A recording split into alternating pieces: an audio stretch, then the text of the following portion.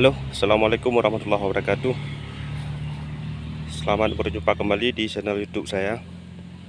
Saya hari ini akan memberikan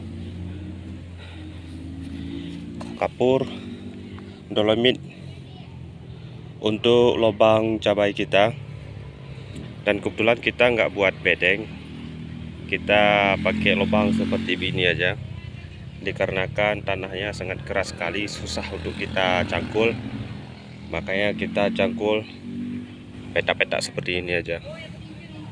Ini pemberian kapur dolomit untuk sebelum penanaman bibit cabai kita.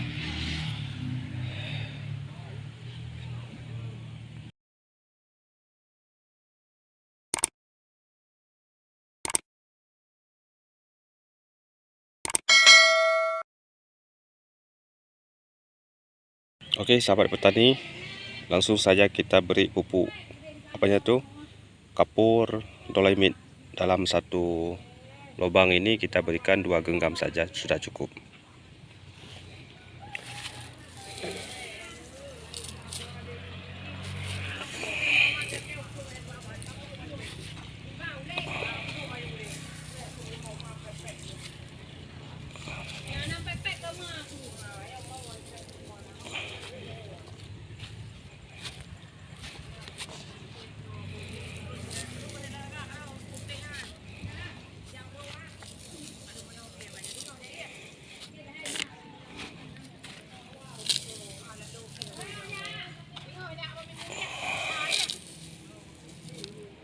Oke, yang lain sudah kita berikan semua pupuknya sampai ke sudut sana.